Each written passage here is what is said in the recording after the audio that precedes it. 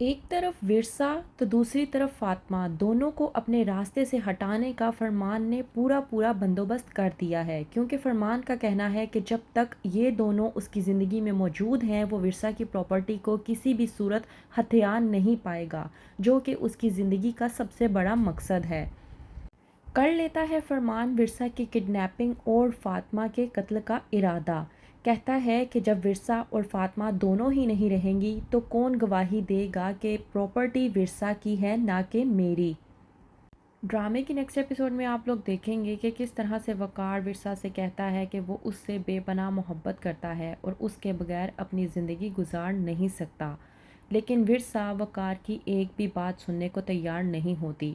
कहती है विरसा वकार से कि मैंने आपसे बेपनाह मोहब्बत की थी और एतबार किया था कि आप मेरी इज़्ज़त करेंगे और कभी मेरी इज़्ज़त को ठेस नहीं पहुंचने देंगे।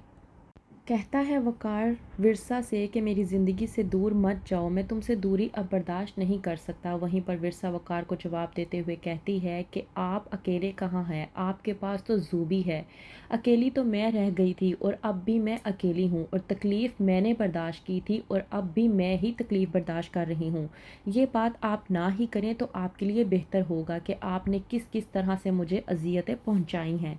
ज़ूबी जो कि बाहर खड़ी हो के विरसा और वकार की तमाम तर बातों को सुन रही होती है, वहीं पर फैसला कर लेती है कि वो अब आखिरी कदम को अंजाम पहुंचा देगी। ज़ूबी जो कि नहीं चाहती कि विरसा उनकी ज़िंदगी में रहे, वो फरमान से पहले ही कह चुकी है कि विरसा को किसी भी तरीके से रास्ते से हटवा दे। बुलवाती है नाहिद अपने बेटे वकार को और कहती है कि तुम्हें एक बात समझनी होगी, विरसा तब तक तुम्हारी नहीं हो सकती जब तक तुम्हें खुद पर एतबार नहीं हो जाता कि तुम विरसा के काबिल हो। जिस दिन तुम्हें एतबार हो जाएगा कि तुम विरसा के काबिल हो, उस दिन तुम विरसा को पा भी लोगे। नाहिद की बातें सुनने के बाद वकार थोड़ा सा बेचैन हो जाता है।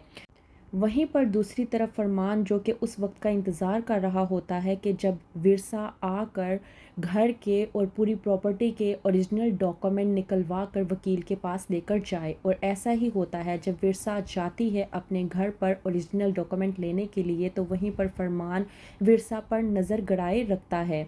लेकर जाती है विरसा वकार को अपने साथ आदिल और अस्मा की मेहंदी पर, कि वहाँ पर भी फरमान मौका नहीं छोड़ता। वहाँ पर भी विरसा और आदिल को बदनाम करने की पूरी कोशिश करता है। कहता है अस्मा के सामने कि तुम तो वही इंसान हो ना कि जिसने विरसा की शादी हो जाने के बाद भी उसका पीछा नहीं छोड़ा था। यहाँ तक कि तुम और वो शादी के हो जाने के बावजूद पकड़े गए थे, वो भी रंगे हाथों, और वकार ने खुद धक्के मार के विरसा को घर से बाहर निकाला था।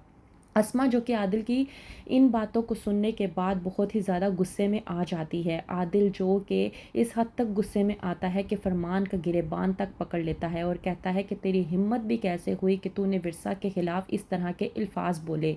वकार वहाँ पर मौजूद ये सब कुछ बर्दाश्त नहीं कर पाता, विरसा का हाथ पकड़कर वहाँ से ले जाता है।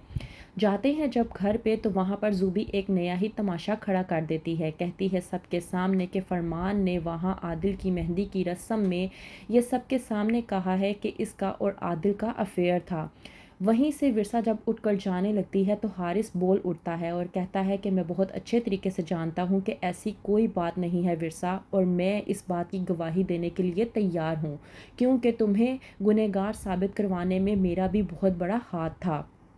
जब जाती है विरसा डॉक्यूमेंट्स लेकर वकील के पास तो फरमान उसका पीछा करते हुए जाता है और दिल ही दिल में सोचता है कि तुम जा तो रही हो लेकिन वकील के पास नहीं जाओगी, वहाँ जाओगी जहाँ मैं ले जाऊँगा। एक तरफ विरसा को किडनैप करके और दूसरी तरफ फातिमा को ऊपर पहुंचा के फरमान अब क्या करना चाहता है मज़ीद विरसा के साथ, क्या होगा आगे, मज़ीद जानने के लिए देखते रहिए ड्रामा सीरियल हक में है।